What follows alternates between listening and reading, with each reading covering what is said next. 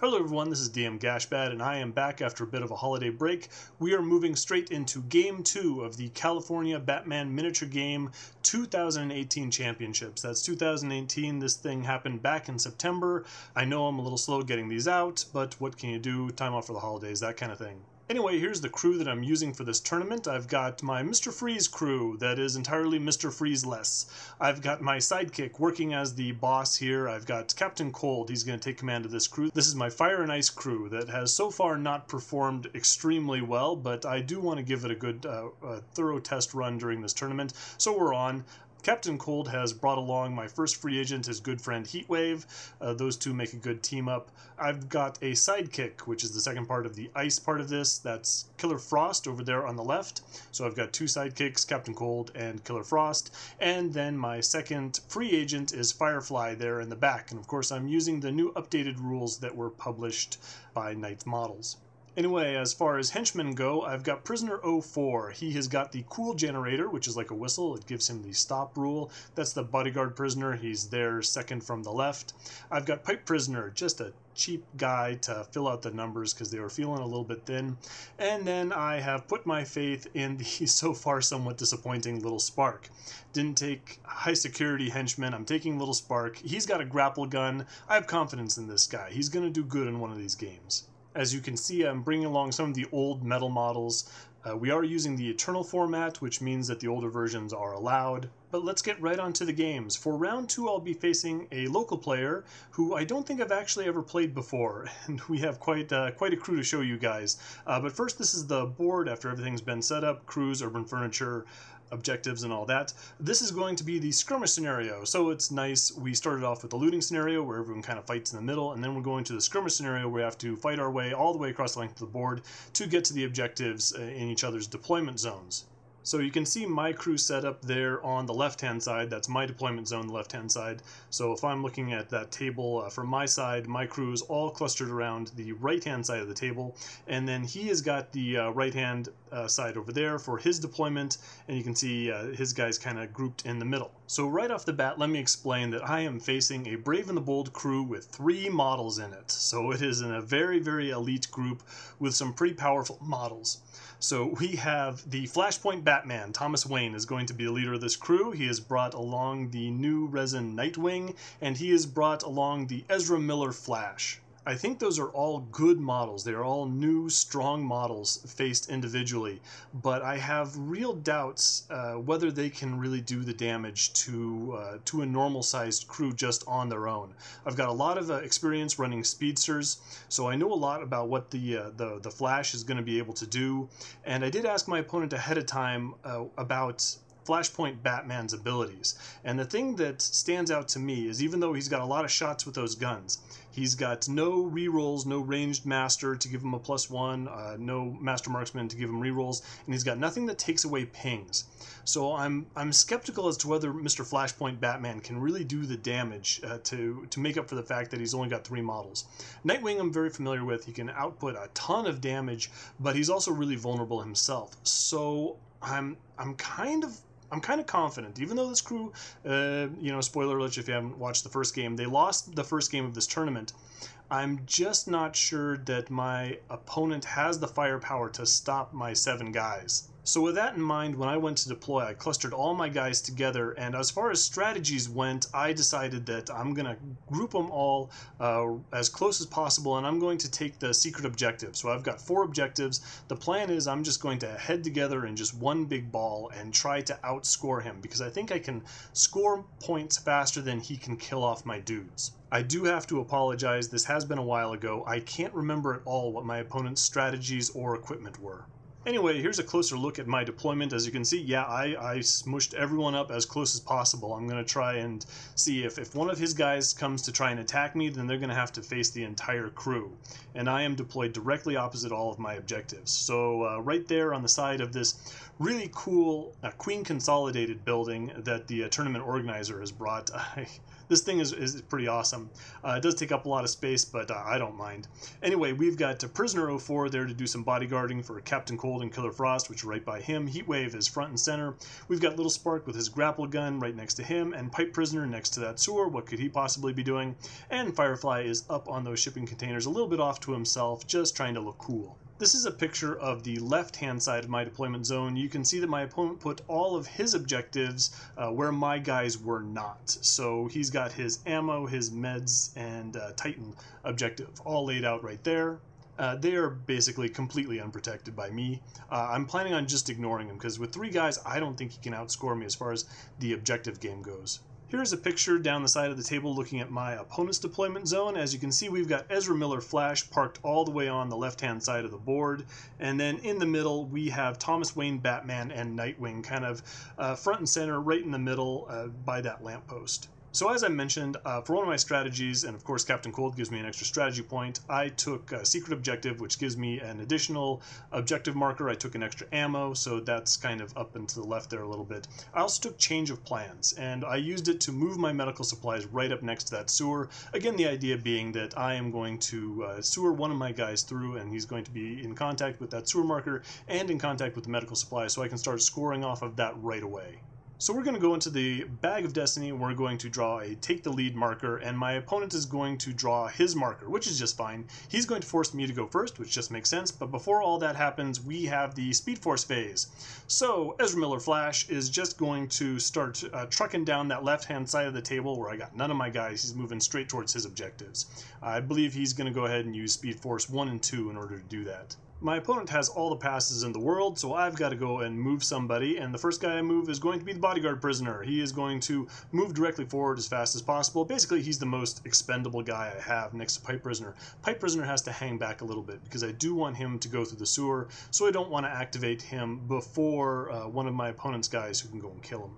As you would expect, my opponent goes and uses one of his passes, so I'm going to go and activate Captain Cold. Captain Cold is going to move up next to the bodyguard prisoner, get that bodyguard there to do some bodyguarding, and because Flashpoint Batman is there underneath that street lamp, I'm going to go ahead and, yeah, why not, I'm going to take a shot on the move. Flashpoint Batman is not as hard to hit as other Batman, and of course Captain Cold has a beam weapon, so I figure he's under light. I might as well take this shot because you never know how many shots I'm going to get. Well, I get a little bit lucky. I do get the hit. I get the wound through. He fails his bad armor save. So I'm going to do 2 blood because Captain Cold has a cold gun and it has the cold rule. I'm going to take away one of his movement counters, and I get even more lucky because I managed to score a knockdown on my collateral dice. So Batman is down 3 dice in this first round, and I think that's really going to make a difference. It's really going to restrict how that guy gets to move, because not only did he lose 1 die for taking 2 blood damage, he also loses a movement counter because of the cold rule, and he also now has to spend a counter in order to stand up because he is not an acrobat. So that was a good round from Captain Cold. There's a reason he's the boss. Well, my opponent has realized that standing illuminated by that street lamp is not really where he wants to be, so he's going to activate Nightwing right away. Nightwing is just going to beat the stuffing out of that lamppost, just going to knock that thing over, and he is going to move to the Titan. He is going to draw himself a Titan dose, and that's going to be it for his activation. I'm going to activate Killer Frost next. Killer Frost can operate on her own reasonably well, so I'm going to have her bank right, try and just keep people spread out a little bit. And so she's reasonably well protected behind those shipping containers and that kind of thing. So that's her just moving up on her own off to the right. My opponent passes again, which of course he can do, so I'm going to activate Little Spark. He feels that Killer Frost looks a little lonely way over there off by her lonesome, so he's going to join her. Little Frost is very fast. He's got the unpredictable rule, so I can spend up to 5 movement counters on that guy. So I spend a bunch of them, and I'm going to move up. I don't want to go too far, so I'm just going to hang out by those shipping containers by Killer Frost, and I'm going to crouch just in case Flashpoint Batman gets a little frisky and tries to grapple over there and shoot him with the handguns. So it's been 2 passes, so my opponent has to activate somebody next. So he's going to activate Ezra Miller Flash. Ezra Miller moves up, just makes it in contact with that ammo right there, and he's going to be happy scoring those 3 victory points. I activate Heatwave. Heatwave goes and joins his partner in crime there in the center of the table. And Thomas Wayne decides that the time is right, so he picks himself off the floor after being zapped by Captain Cold's cold gun, and he runs himself over to the center of the table. He doesn't quite have the movement to get in contact with that garbage skip right there, which means that he's going to fire his handguns on the move, but I am going to get a ping from all this. So he's going to go ahead and fire at Captain Cold, but Bodyguard Prisoner is right there, and this is the first time that I've really used the Bodyguard rule. Captain Cold is a sidekick, so I go and spend a special counter, and Bodyguard Prisoner goes and takes those hits for me. He is going to take a blood and 2 stun plus a knockdown for his troubles, but it's much better that he gets that damage than Captain Cold. With all of my opponent's models having activated for this round, Pipe Prisoner thinks that it's relatively safe for him to take his activation. So he goes ahead, he goes to the sewers, and pops right up in contact with those meds for a couple nice victory points. And finally, it's time for Firefly. Firefly buzzes over as far as he can go to the center of the table. He can fly, of course, and he is going to spray fire at Thomas Wayne. Thomas Wayne has used all his movement counters, so I think this is a really good time to be activating Firefly here. So yeah, I hit Thomas Wayne. He doesn't make his bat armor, and I do manage to wound him this time, so he's going to take a blood and a stun. He's going to be set on fire, which means he's going to get another fire counter, which is going to cause him problems in the movement phase later on. He's going to take another blood at the end of the round, and just because it happened to be in the way, I'm also going to melt that street lamp that was right there in the center right. With that, it is a new round, and my opponent goes ahead and takes the lead again, which is a shame. But first is the Speed Force phase. Ezra Miller Flash is reasonably happy where he is, so all he does is give himself fast combo and muscle growth, and he's just going to hang out on that ammo objective. So Flashpoint Batman doesn't really like the position that he's in, so he has to get something going real quick. So he's going to take out those 2 handguns of his and fire at Captain Cold. Captain Cold can't be bodyguarded because, of course, Bodyguard Prisoner is lying on the ground after being shot last round. But again, I still get those pings, and Captain Cold has a nice defense of 4. So I'm going to take 2 blood and 3 stun, which definitely hurts. And Flashpoint Batman is just going to back away from my onrushing Mr. Freeze crew, and I believe he's going to put out the fire that is currently toasting him in his bat armor. So it is my activation, and I'm going to go with Killer Frost. Killer Frost has used Adaptable to up her defense to defense 5, so I'm pretty confident she's going to survive what's coming up next, especially since all he's got is Nightwing.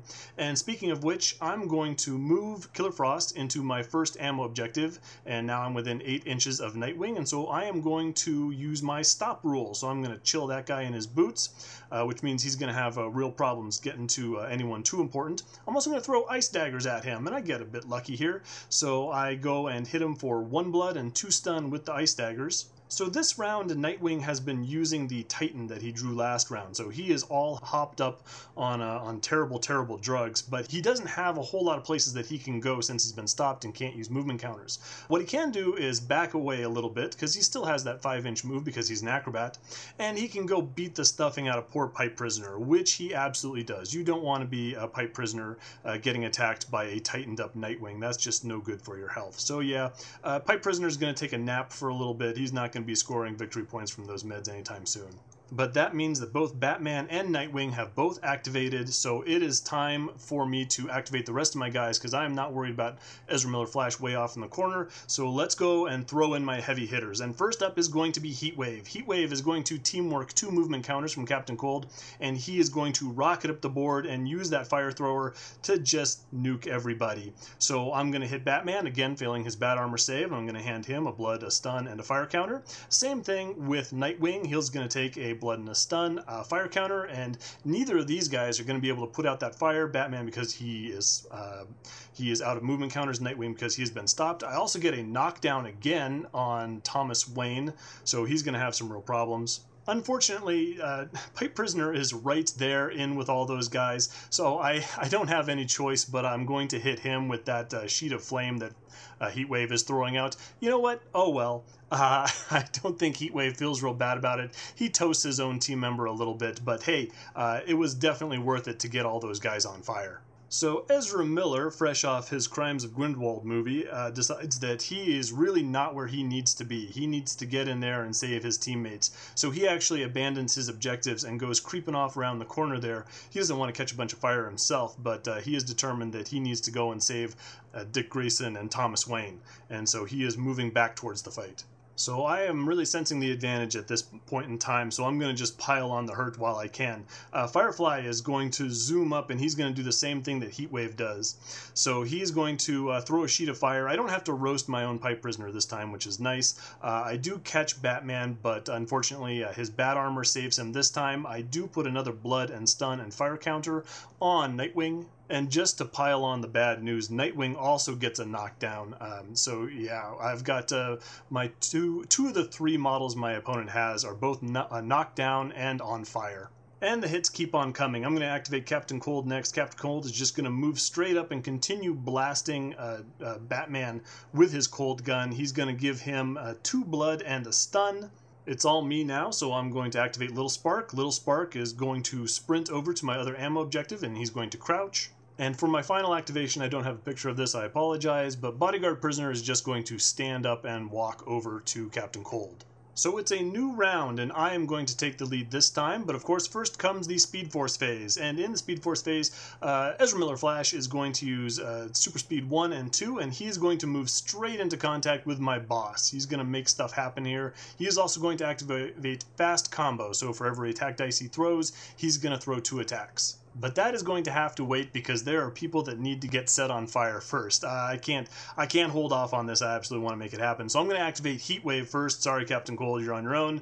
I'm going to throw another sheet of fire over all those guys down there on the ground. I'm going to cause a blood and a stun to Flashpoint Batman. I'm going to cause another blood and a stun to Nightwing. And I'm going to cause another blood and a stun, sorry guy, to my pipe prisoner. He is going to move to the Titan container and draw himself a Titan dose, and with all that damage that he has just handed out, he actually KOs both Thomas Wayne Batman and Nightwing, so they are on the ground, unconscious, no activation this round, and on fire. That is not where you want to be. So now it is my opponent's one and only activation for the round. He is going to activate the Flash, and Flash is going to punch out Captain Cold. Unfortunately, Bodyguard Prisoner has shaken himself off after getting blasted a little bit. He has recovered a stun, which means that he has no problem going and bodyguarding again.